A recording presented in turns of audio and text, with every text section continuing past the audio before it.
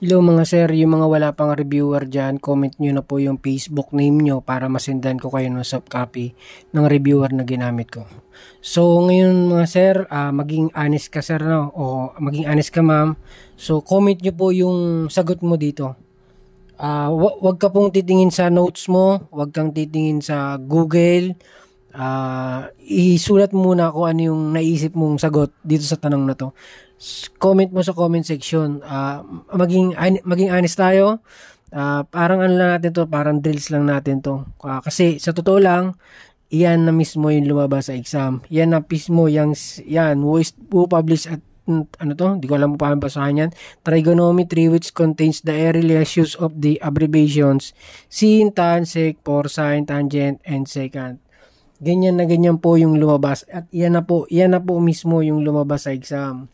So kung wala ka pong sagot dyan, kung hindi nyo po alam ang sagot dyan, aroy ko po, meron na po kayong 1 point na mali. Sayang po, minsan po kasi yung ating mga grades, paglabas ng result ng exam, 74.5, 74.6, ay sayang po. Sa baka isa gantong katanungan, makalimutan nyo pa yung isang tanong na yan. So bali nung unang exam ko lumabas po yan, pangalawang exam ko lumabas po rin po yan. So comment nyo po kung ano po yung sagot nyo dyan, comment nyo po sa comment section, tas comment nyo rin po kung hindi nyo po alam. Wala namang problema kung hindi nyo po alam yan eh.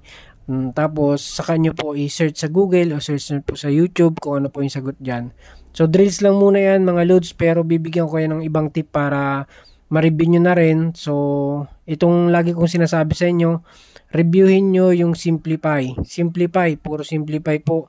Sobrang daming simplify. Tapos yung mga mathematician na yan, inuulit ko po, marami din po yan. Mga 10 yung mathematician na yan, paulit-ulit na tanong na yan. Pero marami talaga simplify. Tapos sa Prof Ed, bigyan ko kayo ng tips sa Prof Ed. Lumabas sa amin yung assessment of learning, assessment for learning, assessment as learning. Lumabas po yan sa Prof Ed namin. So, alamin nyo lang yung pagkakaiba niyan. 2 beses siya lumabas. Unang exam ko at pangalawang exam ko. Bale, kung nasagutan nyo na po to sa comment section at tumama kayo, re-replyin ko kayo sa comment section kung tumama nga kayo. Sana tumama po kayo. Parang dates lang to. Isipin nyo na, exam nyo to. Exam nyo na to ngayon. At kung masagot nyo yan, re-replyin ko kayo ng congrats. Pero kung hindi nyo alam, okay lang po. Una pa lang naman yun eh. Pero itong sinasabi ko po sa inyo, lumabas po yan nung unang exam ko at pangalawang exam ko. At posibleng lumabas ulit dahil yun dyan lang naman po naglalaro ang math major na mga mathematician. Tapos lumabas rin po sa Prof Ed namin yung ano ba yun? Yung si Hilda Taba. Yan, lumabas din si Hilda Tama. Tsaka yung summative test. Yun. Tsaka yung mga norm reference, lumabas rin yan sa Prof Ed namin. So, hindi lang mathematics yung binibigay ko sa inyo.